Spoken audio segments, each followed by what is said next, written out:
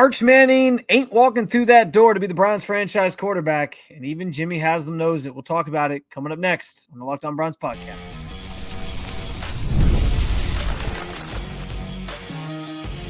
You are Locked On Browns, your daily Cleveland Browns podcast. Part of the Locked On Podcast Network, your team every day. What's up, Dog Pound? I'm Spencer German, your host of the Locked On Browns podcast, and proudly covering your Cleveland Browns each and every single day in the land and on the road. Jimmy and D Haslam are taking a realistic approach to the Browns quarterback conundrum. Plus, the ownership duo is also cautiously optimistic about the future of Quinshon Judkins and vowed to reevaluate how they evaluate players. Plus, an injury bug has officially struck in Berea. Major blow to the defense, as Martin Emerson Jr. is now said to miss the 2025 season. First, though, I do want to thank you for being an everydayer with the Locked On Browns podcast, making us your first listen every single day. Remember, you can find Cleveland Browns content with Locked On Browns every week, Monday through Friday, guaranteed, with bonus content on some weekends as well. It's totally free to you. Just hit that subscribe button wherever it is that you get your podcasts. And, of course, at the Locked On Browns YouTube channel, where you can also get involved in the show by sharing your thoughts on anything we discussed today in the comments section. This is your team, so you're part of the conversation every single day. And Jimmy and D Haslam held their annual early on in training camp press conference. They do this every year. A couple days in, they talk to the media. And this year felt a little bit bigger than usual because they obviously had a lot to talk about on the football side of things, which we'll get to here on the podcast. But they also had a ton to get to or talk about on the stadium side of things and how that process is playing out and what's going to happen with the Brook Park project. At one point, they said they're 99.9% sure, like the stadium's happening, it's moving forward, all those things. I also asked a very important question about PSLs.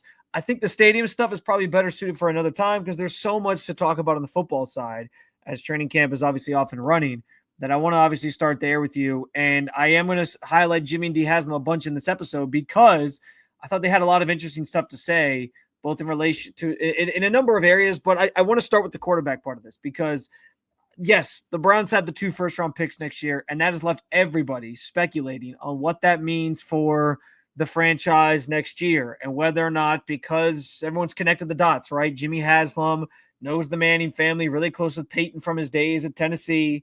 And so everyone is assuming that means Arch Manning is the guy that they want. But as we've all talked about and I think heard nationally, there's a belief that Arch Manning might not even leave college this year.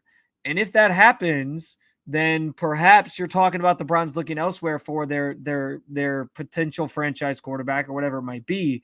And so I expected an Arch Manning question. I didn't expect it to be the first thing asked of Jimmy Haslam, but he shot it down pretty quickly.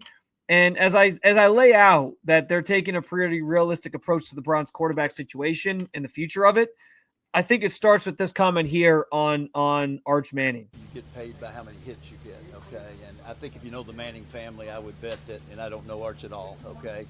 I bet he stays in college 2 years, so I don't even think that's worth discussing.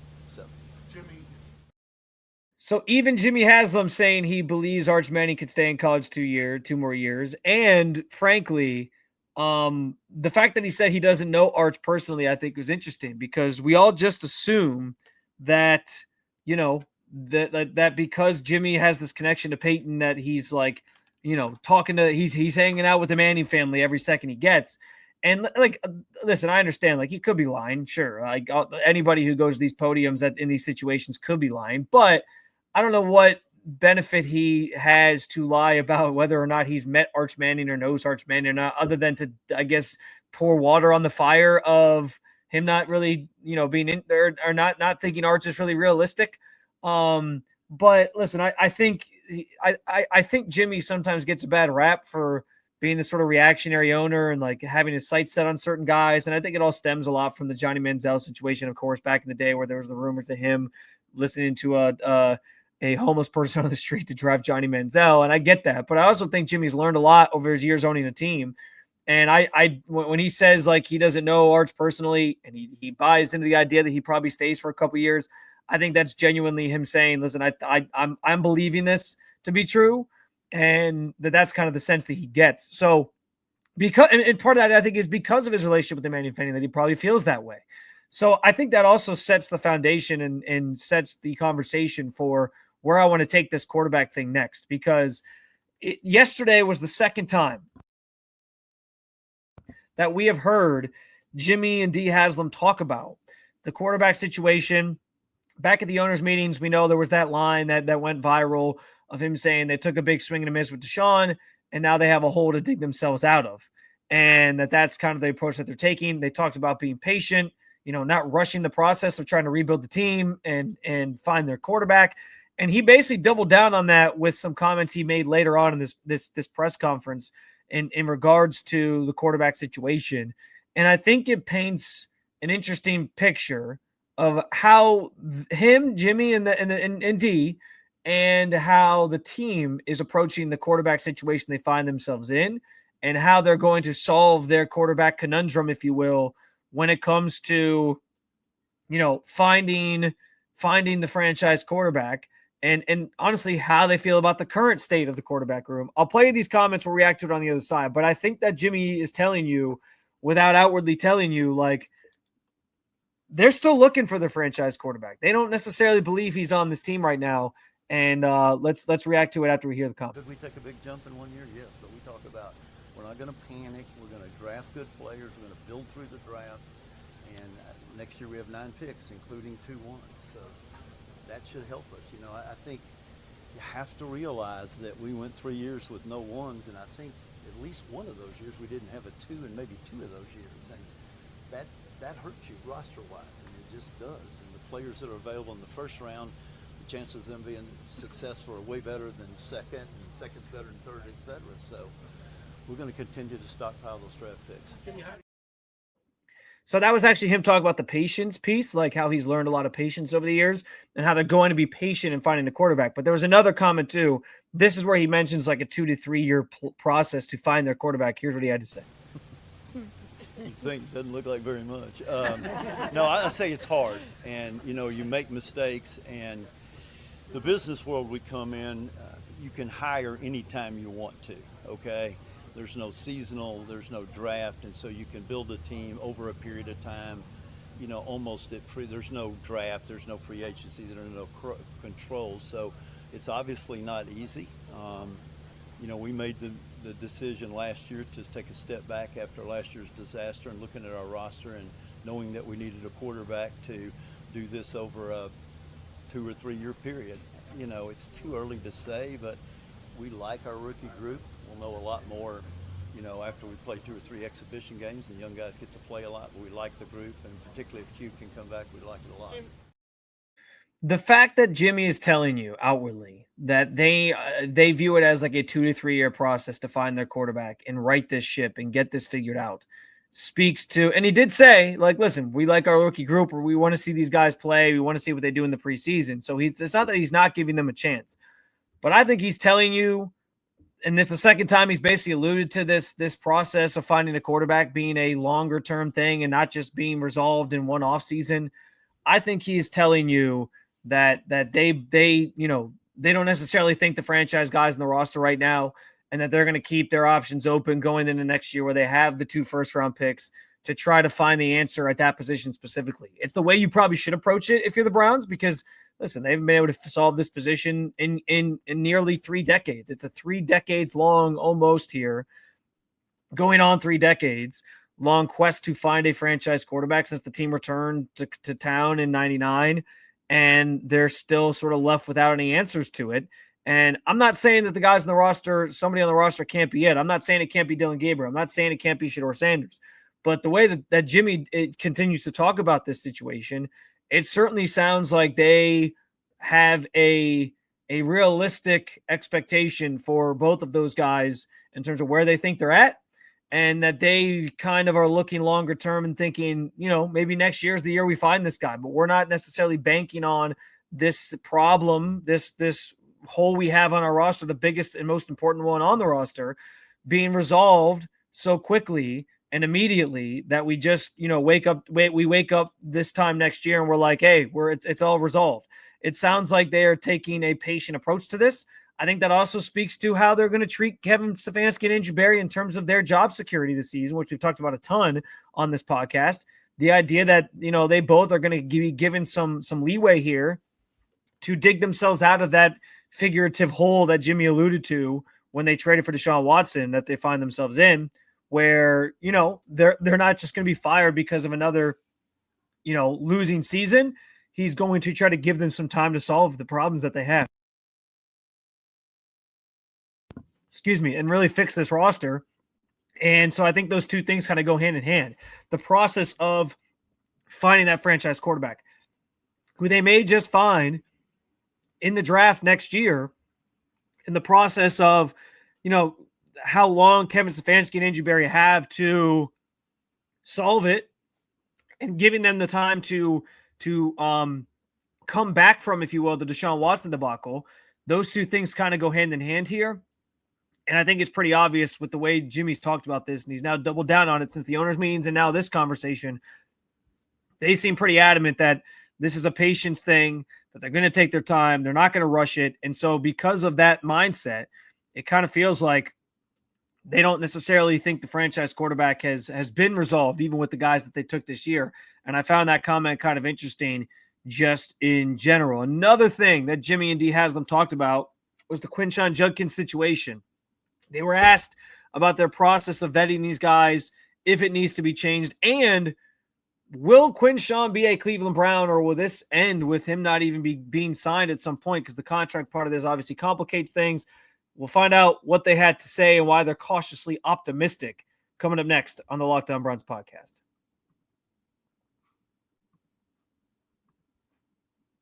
Football is nearly back, which means fantasy football is back. Fire up your group chat, get the draft board ready, and buckle up for a season filled with breakouts, busts, and all the overreactions we live for. All the things we love about fantasy football can be found at Yahoo Fantasy. Of the handful of fantasy leagues I participate in each year, my favorite one, hands down, is the league hosted via Yahoo Fantasy. This has been my longest standing league, and it does help that the people in it are highly competitive. The smack talk is elite, but the hosting platform can oftentimes make or break the fantasy experience, and I'm here to tell you, Yahoo has mastered it. My friends and I are having a lot of fun playing Yahoo Fantasy, and you can too, whether you're a first-timer or a veteran, joining your 1 millionth league. To celebrate 28 years of fantasy greatness, Yahoo Fantasy is dropping 28 big new features over 28 days, giving you more ways to play, more ways to draft, and more ways to win. It all begins on August 4th. Stay tuned and get started by creating or joining a Yahoo Fantasy Football League at yahoofantasy.com/LockedOnNFL. That's yahoofantasy.com/LockedOnNFL. And let's make this fantasy season the best one yet. Today's episode is brought to you by Epicor. Every team knows the value of hard work and taking pride in what you build and in practicing every detail to get the best results. But no one player, no matter how amazing, can do it all alone. Working together makes getting the win easier. At Epicor, the all-stars are the hardworking manufacturers and distributors who create and deliver the things we all need, from aerospace to electrical to medical devices. Epicor ERP solutions are created by industry experts to help make every day easier. Seeing your whole supply chain is easier. Managing logistics is easier. Responding to price changes is easier. From small businesses with big dreams to growing enterprises with a global vision, we'll equip you with the right tools to move forward, think ahead, and lead the way. Because as the clock ticks down, you need to make the most of every hardworking minute. Easier doesn't cut corners. Easier finds the lane. Discover your success at www.easierwithepicor.com. That's www.easierwithepicor.com.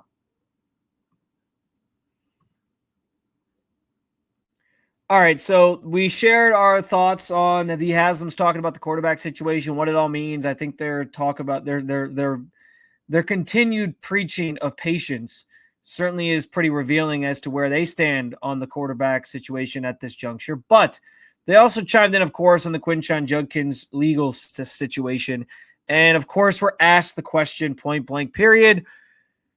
Will Quinshon Judkins play for the Cleveland Browns? Will this get resolved and he'll get signed? And we know that the big thing right now is, like, it's not just that he's caught up in this legal situation. It's the fact that he's unsigned. And what that means for his future makes it a little more ominous than other situations, like even Mike Hall's last year, where his whole off-the-field domestic dispute happened while he was on the team signed at training camp. This happened when Quinshon hadn't signed because all these second-round picks were sort of waiting to sign. And basically, he then, because he's unsigned, gets caught up in this, and it does sort of paint this cloudy picture of where he goes from here and whether or not he ends up actually signing with the team. I still believe ultimately he will. The Haslams ultimately believe that he will, but they also use the term cautiously optimistic in talking about this. And I thought it was interesting what they had to say about how they evaluate their players and that they are taking this seriously. And we'll talk about and react to all those things. But first, here was what Jimmy and D Haslam had to say on the subject of Quinshon Judkins and obviously his troubling legal situation that is continuing of a concerning pattern within the organization. Let me say it's extremely frustrating, okay? Obviously, we're not communicating as well as we should, and we take responsibility for that. We have internal resources, we have external resources, we talk about it continually, and it's something that we need to do a better job on, but it is frustrating. Yeah, it's a big focus for us in the organization, so thanks for asking. The repeated instance, 3 different players in a year, is that reflective of your team's vetting process? That's a question I ask. Okay, let's go back and let's look at Quinshon, let's look at Devin, let's look at Michael Hall, and there was, the best of my knowledge, and we talked about this yesterday with Andrew, there was nothing in any of their backgrounds that showed anything like this.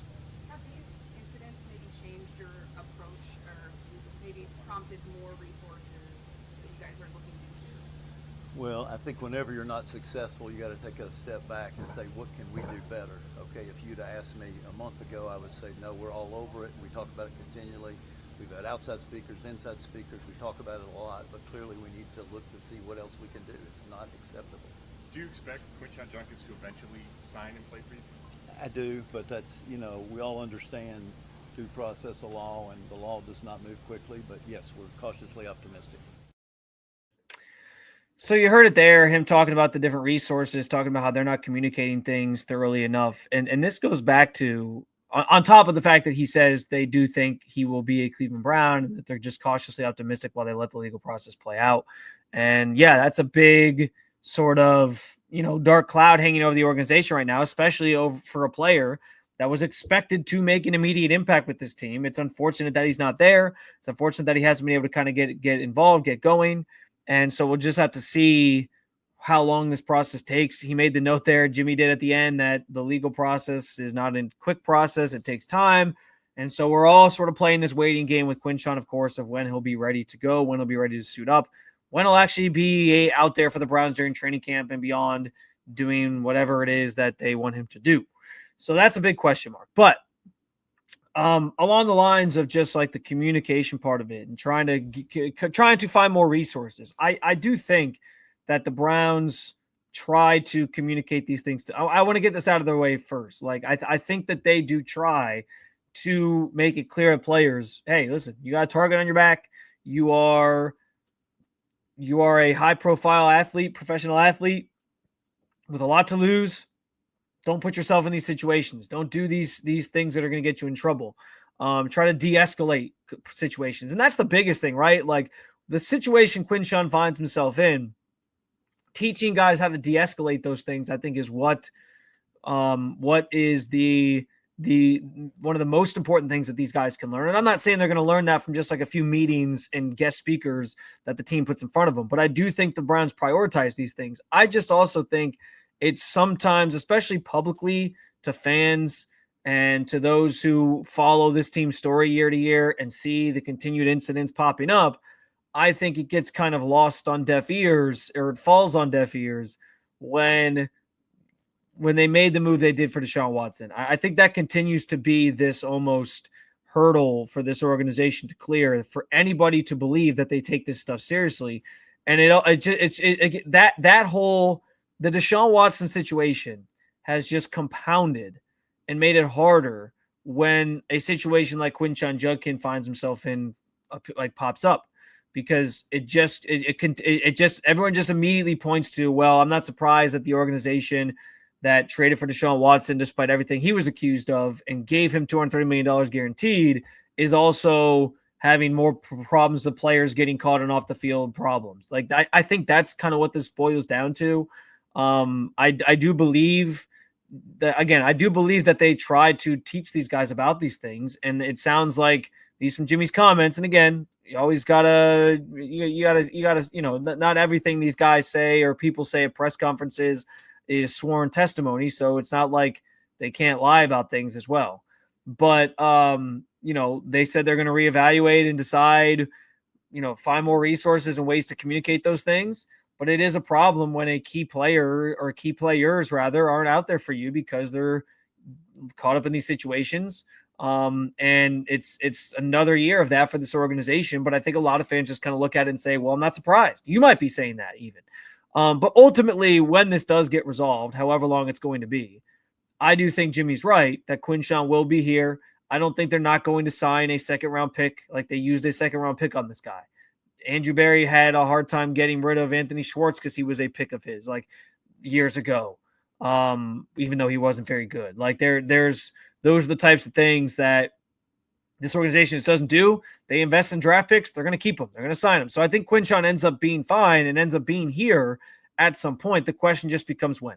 And that's the big question we don't know. That's why I think he used the phrase cautiously optimistic, because it's a waiting game. We got to let the legal process play out, and then they got to work out the contract details and situation. And he's going to want the guaranteed money because everybody else around him in the second round got guaranteed money.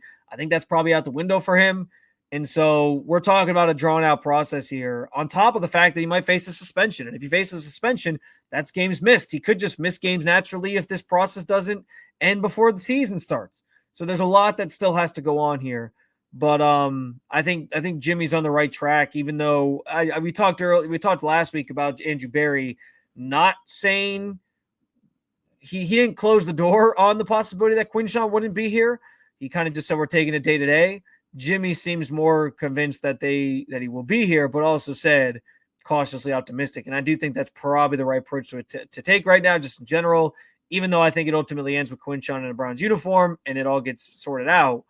I think the cautiously optimistic approach is the right one because, again, I guess you just never know. And these legal situations, they take time. And as you know, in this country, especially, our judicial courts and branch are very much on their own timeline, not on the timeline of anybody else, and certainly not on the timeline of an NFL football season. So a lot to still play out there. But I thought those comments were interesting, especially on the heels of what Andrew Berry said last week. Meanwhile, Martin Emerson Jr. done for the season. Who fills the void of his spot on the defense that's looking to bounce back this year? We'll talk about that coming up next on the Locked On Browns podcast. It's time to fuel up and turn it up with 5-Hour Energy Transfusion. It brings the bold, great ginger and lime flavor of your favorite golf beverage, minus the alcohol, into a quick, energizing shot. Whether you're sinking birdies or just making memories with friends, this one's a hole-in-one for your energy game. Let's be honest, some days on the course or off it, you just need an extra boost to stay sharp and energized.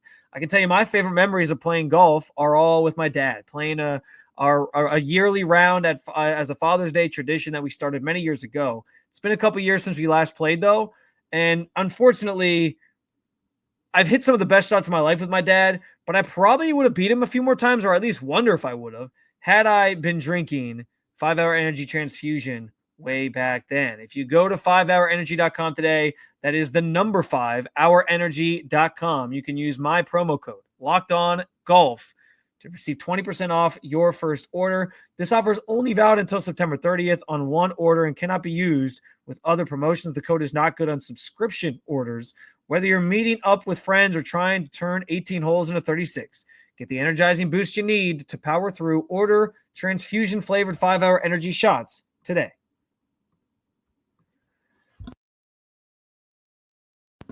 All right, so we saw the thing on Tuesday that you never want to see at training camp, a serious injury coming down for the Browns as Martin Emerson Jr. suffered an Achilles injury. It was confirmed on Wednesday by Kevin Stefanski to be a ruptured Achilles, which means he'll have surgery and his 2025 season is over. There's a lot of tentacles that sort of branch off of this situation just in general for Martin Emerson personally, for the Browns, for the season that lies ahead. I think first and foremost, we have to just say, it sucks seeing any player get hurt that way. It sucks, especially during training camp when they're not even playing in a meaningful game and it's just like a fluke thing and they go down and they don't even get a chance to go out and do something. It's also unfortunate because like Martin had just talked to us in the media earlier that day, like hours before this happened, and had talked about how his 2024 was kind of a step back for him. And he was looking forward to turning coming out this year and bouncing back and having a strong season again and getting back to the player that he thinks and believes he is. And then he has it ripped away from him like that. It's the thing you never want to see, whether you're on a beat of a team, whether you are a fan of a team, whether you like from a distance, just follow the NFL and see something like this happen. It's the worst news ever. And I hate it for him because I was looking forward to him having a big year. And I talked about it. Like I talked about on this podcast, how I was banking on Martin Emerson Jr. bouncing back and putting some good tape out there and proving like, yeah, I can be part of this defense moving forward and play that opposite spot of Denzel Ward for the foreseeable future.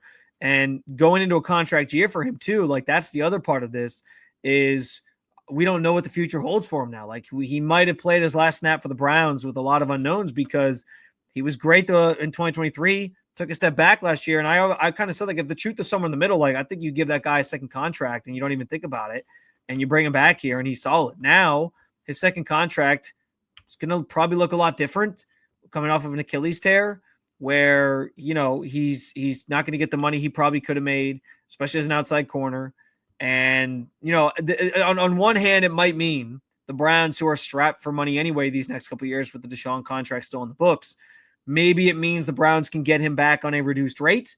That's one angle of this. But on the other angle, like it stinks for him because he's going to lose out on some money here. And it might also just mean the Browns decide, if we don't think he's going to be as explosive or whatever, that they lose a guy that they drafted that they felt very highly of and thought was going to make an immediate impact on this team. So it was unfortunate. It was a fluke thing. He was just in coverage on like a 7-on-7 type play, and it happened. He goes down, gets carted off. Teammates were all around him. You could tell he was very emotional. I think that's when we thought initially it might have just been like a cramp situation. And then you saw how emotional he was and you realized like, no, this is a lot more serious. And so we all kind of thought in the moment it was going to play out this way. Got it confirmed by the team. And Kevin Stefanski. And so here we are. And now the question for the Browns going into this season becomes, how do you fill that void? How do you fill that outside cornerback spot opposite of Denzel Ward? And I actually think there's an easy answer to filling his spot. It's about the domino effect of how you fill a number of spots that I think is most interesting, because we saw it after he left practice yesterday. Like immediately Greg Newsome goes outside. So it's Denzel Ward on one side, Greg Newsome on the other side. And that was how they did it. Which makes sense. And here's the thing, Greg also in a contract year, and Greg is going to get a chance now to do the thing he's wanted to do, which is prove to people I can be a great outside corner. And if I can be a great outside corner, that's how you get paid. And so I think he's probably going to relish that. He's going to embrace that. This is where, as much as there was chatter of trading Greg Newsome the last couple of years, having him here and keeping some of that depth is immensely valuable for this team, because you can put him outside and feel pretty good about it, because he's a solid corner in this league. Like he's a proven corner in this league that you like. And so you just move him outside and you have two guys that you still feel pretty good about, and Denzel and him. And then it becomes, how do you handle the nickel spot? And I think we'll see a number of different things here. Kevin said on Wednesday, by the way, today, that it's something they have to sort through. Like he doesn't have an immediate answer for anybody on like, here's what we're going to do. And I think that's fair. What we saw on between Tuesday at the end, the rest of practice, and Wednesday, was that it was a lot of Cameron Mitchell, which is not any surprise. He's been sort of running the slot spot before, but also this Browns defense and Jim Schwartz, they run a lot of three safety stuff. They did it a ton last year with like Grant Delpit, Juan Thornhill, and Rodney McLeod.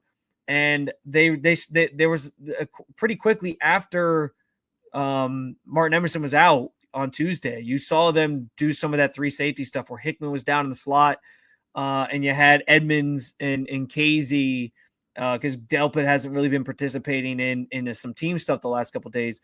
As a veteran, they're just kind of trying to protect him and keep him healthy. But you saw some different variations of three different safeties kind of combined out there with Hickman down in the slot, and I think that's kind of an interesting look. They do that a ton, and that might be the way that they handle that, but that's the nice thing of having guys that you believe in at the safety spot, because they can be versatile for you play different spots of the field, and you don't have to just make that a corner. But I think it's going to be some combination of that. It's going to be Cameron Mitchell filling in the slot as Newsome bumps outside. It's going to be probably some 3 safety stuff as Newsome bumps outside, and you'll get different looks at different times and just different perspectives on how they want to do it. But that's how I sort of feel it's going to be handled with Emerson now lost for the season, and it's just something to keep an eye on. It likely means roster spot now available for somebody who was on the fringe. That could just be straight up at the cornerback spot, or it could mean keeping an extra safety, like a 5th potential safety instead of just 4. And so we'll see how that all kind of plays out. But the big thing here, of course, is that it's an unfortunate outcome for Martin Emerson, guy that I think the team was really excited to see try to come back this year and play at a high level. And that I was certainly looking forward to doing that or watching that with. And so now that kind of goes out the window, and we need to it's a rethought sort of defense or secondary a little bit here in terms of how the Browns will handle the season. There's another conversation to be had just about you lose Jordan Hicks this week. You now lose Martin Emerson Jr. this week. Is this defense going to still be as good as we think it's going to be? And I plan on talking about that on tomorrow's show here at the Locked On Browns. So make sure, if you're not already subscribed, hit that subscribe button so you can make Locked On Browns your first listen every day. The season is coming. You're going to want to be in the loop and in tune with everything going on with the team. For your second listen, and by the way, no practice on Thursday for the Browns. They're off. They'll be back on Friday. But for your second listen, check out Locked On Bets, where betting experts Lee Sterling and Kevin Rogers have daily MLB locks and can't miss football futures. Or, of course, as I always like to remind you, you can keep it local. Check out Locked On Cavs or Locked On Guardians. Thank you for being an everydayer at the Locked On Podcast Network. I will talk to you again real soon, Cleveland. See ya.